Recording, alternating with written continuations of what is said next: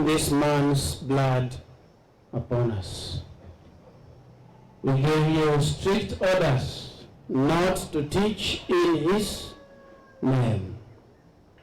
If somebody asked you not to speak about God, what do you do? Wakristo wa Yogo, mtu akiwaambia msitangaze neno la Mungu, mtasema mna gani? Tutakwambia sitaki kusikia ukitaja neno la Mungu. Sitaki kusikia ukitaja neno la Yesu, jina la Yesu. Utafanya namna gani?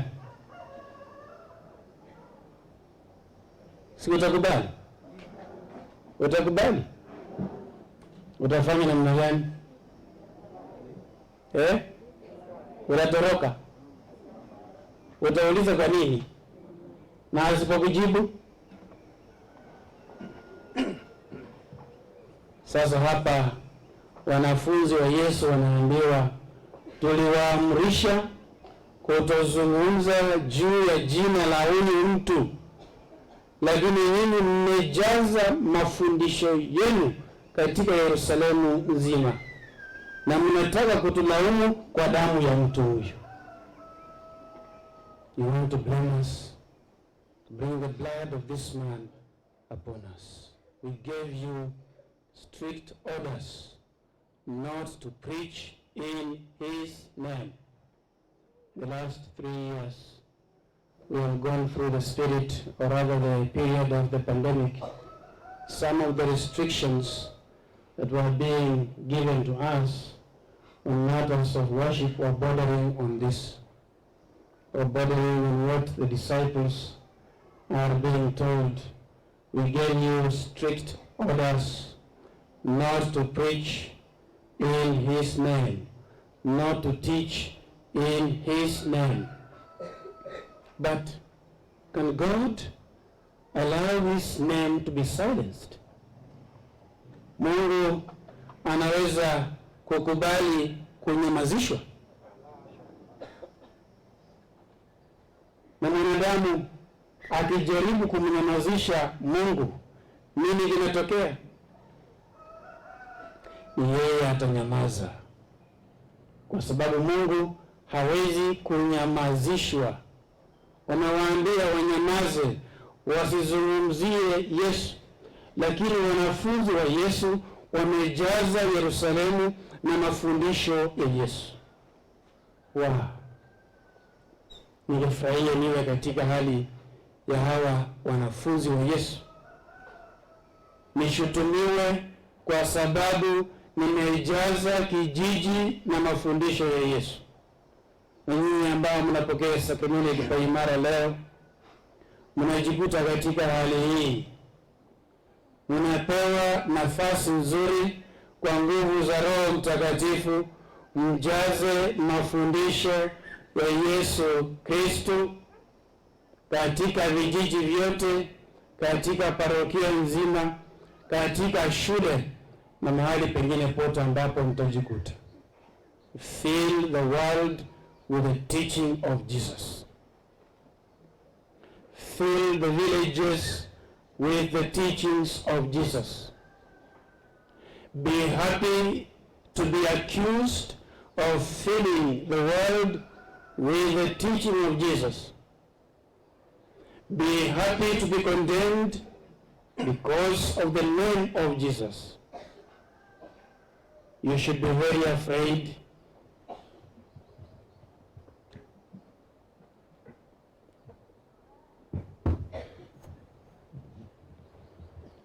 You should be very afraid if the world is happy with you because you are not speaking about Jesus. If the world silences you and you're a Christian, you're a Catholic, you should be very afraid. If you're a Catholic, you don't talk about what is unique to Catholicism. The Mass, the sacraments, the Rosary. These are what identify us as Catholics. How often do you speak about them? Wewe unajivunia kuwa Mkatoliki? Unajivunia kuwa CWA? Unajivunia kuwa CMA? Unajivunia kuwa CYA? Ndio. Mmoja. Unajivunia kuwa mwanakwaya? Ndio. Unajivunia kuwa PMC? Unajivunia kuwa mtu wa confirmation? Ndio. Unajivunia kuwa padri?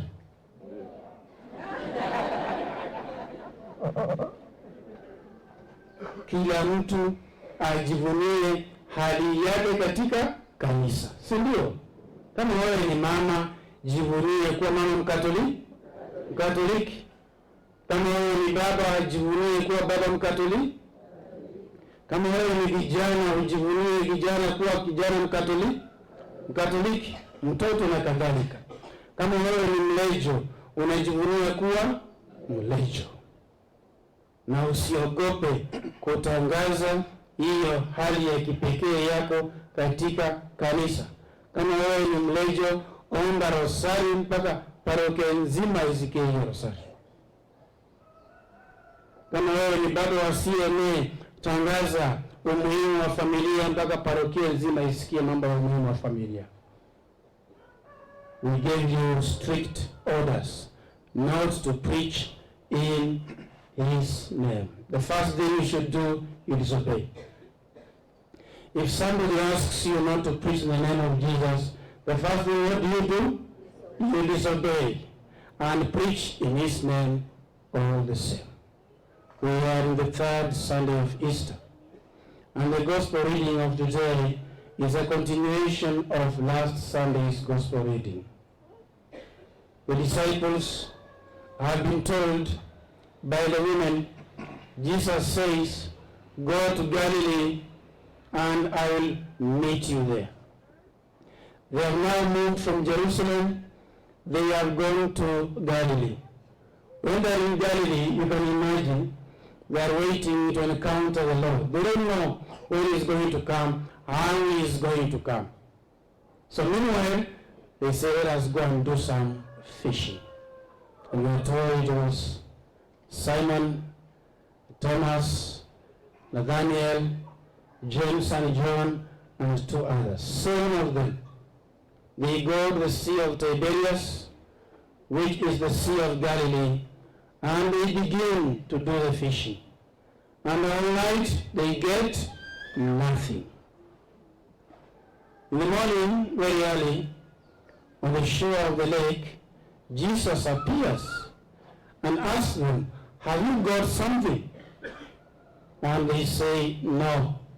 And He tells them, throw the net on the right side of the boat. When does Jesus come to encounter His disciples? Ni wakati gani ambapo Yesu Kristo anakuja kukutana na wanafunzi wake? Wakati wamo katika shughuli ya kazi, maisha yao ya kawaida.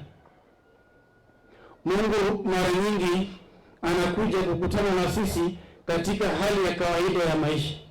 Wakati tunafanya kazi yetu ya kawaida, hapo ndipo Mungu anakuja kukutana na sisi na kuzungumza na sisi.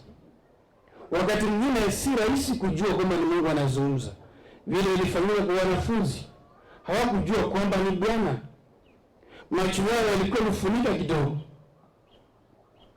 Kwa kila mmoja wetu ajivunie kazi yake rasmi, kwa sababu wakati unafanya kazi yako rasmi ndio Mungu anakuja kukutana na wewe.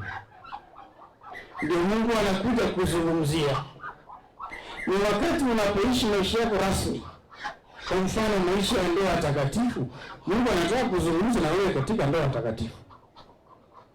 Kama wewe ni mama, Mungu anataka kuzungumza na wewe kama mama wa familia. Kama wewe ni mzee, Mungu anataka kuzungumza na wewe kama mzee wa familia. Amewazungumzia wale wanafunzi wakati wanafanya uvuvi wa samaki. When they were going on with the fishing, they were doing something. Jesus does not speak to idlers. Jesus speaks to working people. Jesus speaks to people who are doing something to improve their life to improve the life of the community. And it is in the midst of that that he comes and makes what you are doing even better. It is those who are already in the process of toiling that Jesus comes to fulfill their work. They were fishing, they had got nothing. Jesus comes and tells them what to do. And because they obey, they receive an abundant catch of fish. Ni kwa sababu walikuwa watiifu. Akina mama, akina baba katika ndoa takatifu, watawa katika wito wao mtakatifu, mapadri katika wito wao mtakatifu, maaskofu katika wito wao mtakatifu, wote tutafaulu tu wakati tutakuwa watiifu kwa sauti yake Bwana wetu Yesu Kristo, mahali ambapo ametuita tuje akutane na sisi. Tell them I'll meet them in Galilee.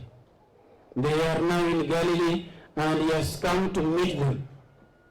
And Jesus meeting us requires obedience. Lazima tuwe watiifu kwake Bwana wetu Yesu Kristo. Na tukiwa watiifu tutashika samaki wengi. Leo ni 350 kwa kipaimara. Katika neti ya imani ya parokia ya Yogo. Na sote kama Wakristo tunasherehekea kwa sababu hawa ni wale ambao wameongeza kwa namba ya wale ambao wataitwa waumini katika kanisa hili la parokia ya Yogo. Na tunamshukuru Mungu kwa wao. Kwa sababu kuna mtu fulani alisikiliza Yesu Kristo akatii. Kwanza kabisa paroko alikubali kwanza kutayarisha watu wa kipaimara. Alimtii Kristo. Walimu wa dini walimtii Kristo, wakaanza kutayarisha hawa watoto kwa ajili ya imani, kuwafundisha mambo ya sakramenti. Kwa hiyo hao pia tunawashukuru, na wale wote ambao wanafanya matayarisho mbalimbali. Wasimamizi wetu wawili hapa, Nicholas na Beatrice, na nyinyi pia mliitikia na kutii. Mnachukua kazi nzito juu ya mabega yenu. Ninyi ni wazazi wa watoto 350. Hebu fikirieni. Yesu anasema muwalishe, muwatunze. Utawatunza tu ikiwa mtaitikia wito wake wa misha, nifuate. Anasema hapo mwisho. Alafu naambiwa wameshika samaki wengi sana. Alafu Yesu Kristo anawaambia leteni wengine hapa. Wanapoenda pale ufuoni wanakuta kuna makaa yenye moto.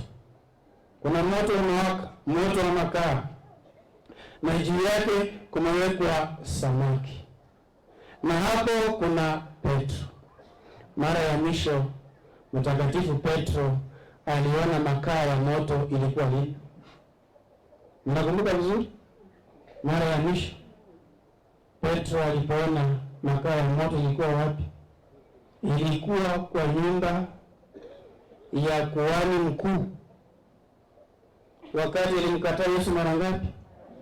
Alimkataa Yesu mara 3. Huko ndio kulikuwa na moto wa makaa. Sasa anatoka katika maji, anaona moto wa makaa. Hata kama wewe si utakumbuka. So, mara ya mwisho niliona huo moto uliniletea nuksi. Nilimkataa Bwana mara 3.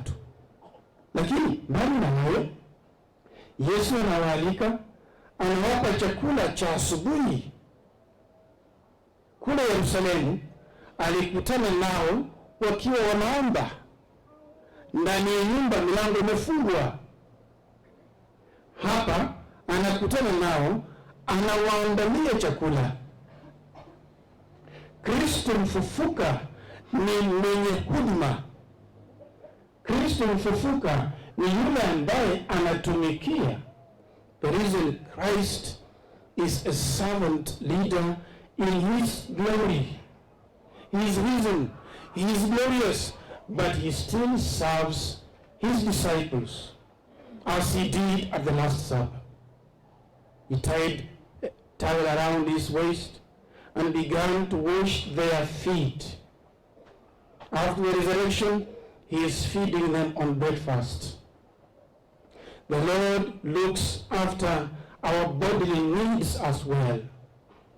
When the Lord looks after our bodily needs, he is preparing us to participate in his spiritual work, the work of evangelization. After they have fed, after they have eaten, after they have had enough, listen to what goes on. The Lord now turns to Simon Peter and he says, Simon, son of John. You can ask, what is the name of your father? Atogo. Nicholas, son of Atogo, do you love me?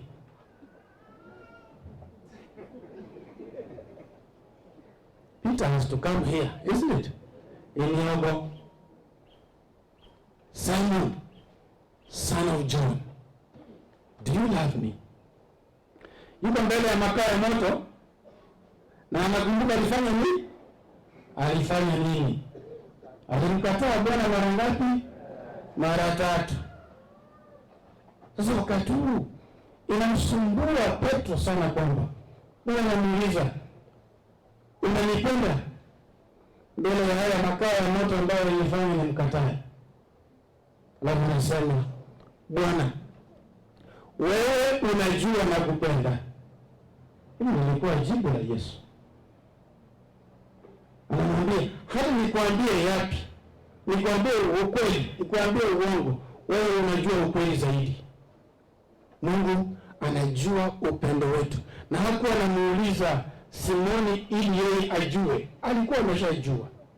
Anamuuliza Simoni ili amsaidie kuwa imara katika imani yake na katika upendo wake. Anataka kumpa nguvu. Anataka kumwambia, japokuwa umenikana mara ngapi? Mara 3. Nataka nikuinue mara ngapi?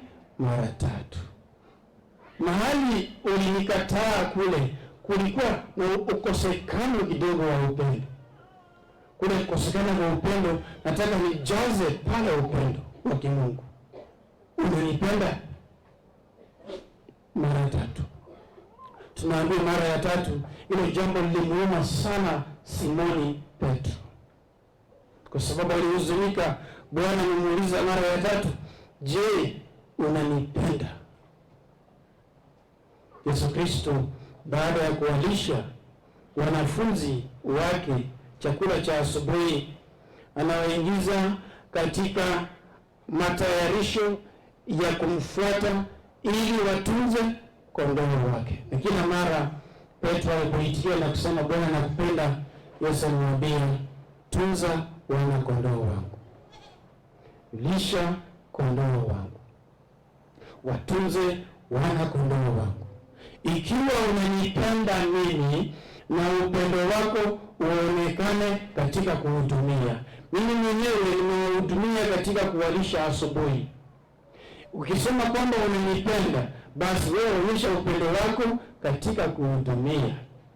Yesu anafananisha wafuasi wake na yeye. Jesus compares and identifies himself with his followers. To love the followers of Jesus is to love Jesus. To look after the followers of Jesus is to look after Jesus. And he tells Simon Peter, if you truly love me, I am no longer with you physically. Look after my brothers and sisters whom I'm giving into your hands. You become their true shepherd. Then he says, come, follow me. My dear brothers and sisters, those of you who are receiving the sacrament of confirmation today, Jesus says, come, follow me. Are you ready?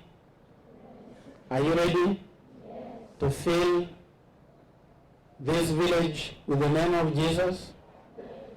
Do you know the love of Jesus? Have you experienced the love of Jesus? Hey, do you know Jesus? Where is he? Where is he? In heaven. What is he doing there? Where is Jesus? Where is Jesus?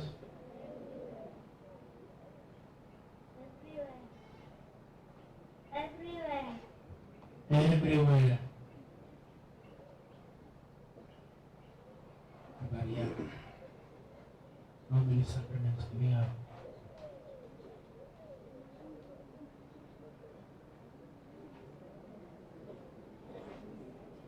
Sakramenti ni ngapi?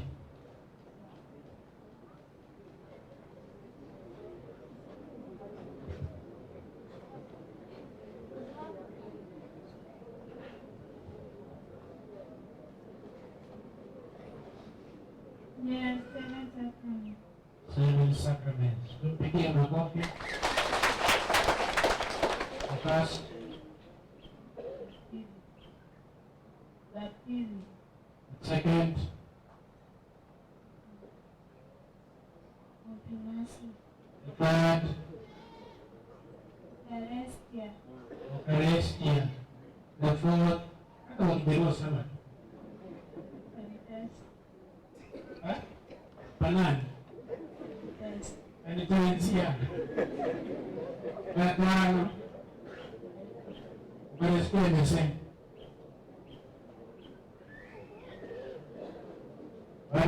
Bado tatu. Ya nne, intense has been said. Ordained, very good. Ya tano, matrimonial, very good. Ya saba, Eucharistia has been said.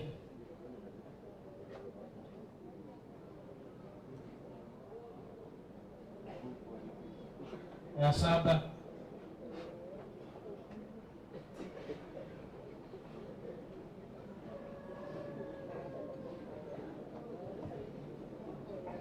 watu kwa muda yote.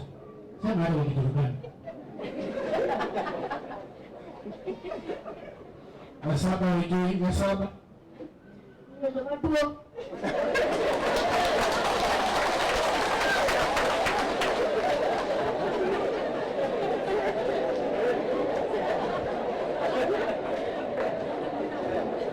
Hapo wamenishinda. Kwa hizo sakramenti saba, kuna sakramenti ngapi? Ngapi? Haziwezi kurudiwa, zinatolewa mara moja peke yake. Naona vizuri? Ngapi? Natolewa mara ngapi? Haiwezi kufanya nini? Ya kwanza, Baptism. mpigie makofi. Usinidanganye wanijaribu.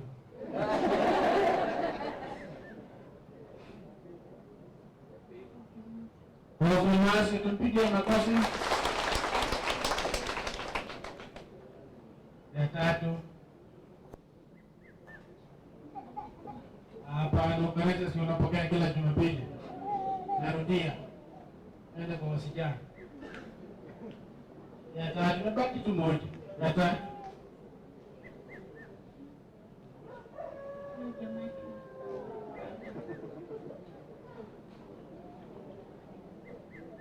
Orjini, umeshasema. Bado moja. Ya kwanza, ya pili, ya tatu, ya nne, ndoa takatifu. Na ndoa takatifu, ndoa takatifu inachukuliwa mara ngapi?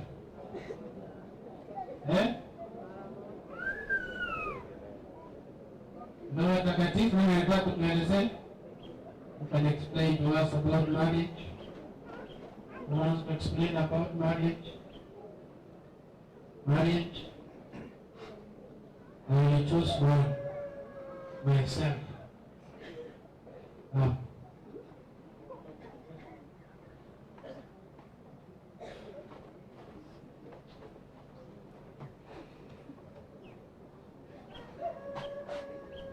How about marriage?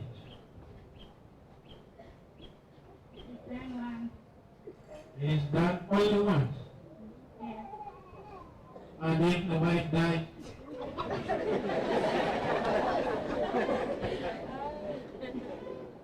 You can just repeat.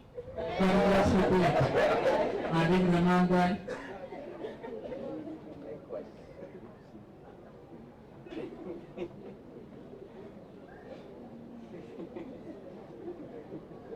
If the man died, but the woman married again? Yes. And if the man gets the wife?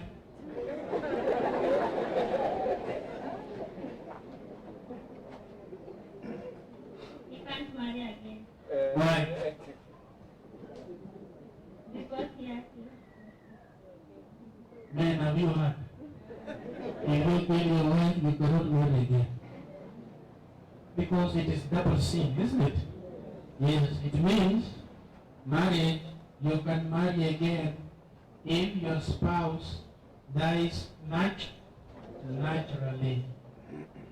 Mungu akimuita mwenzako kwake, unaweza kuoa mwingine. Si lazima, lakini unaweza kuchagua. Unaweza kuchagua. Sio kurudisha mwingine. Kuchagua mwenzako kama Mungu anamuita kumtangulia. Kanisa linaruhusu ufunge ndoa mara ngapi? Lakini ile kwanza si imemalizika. Kwa sababu katika mambo ya ndoa tunasema mpaka kifo itutenganishe. Kifo kishawatenganisha, hiyo ndoa imekamilika. Unaweza kuingia kwa nyingine basi.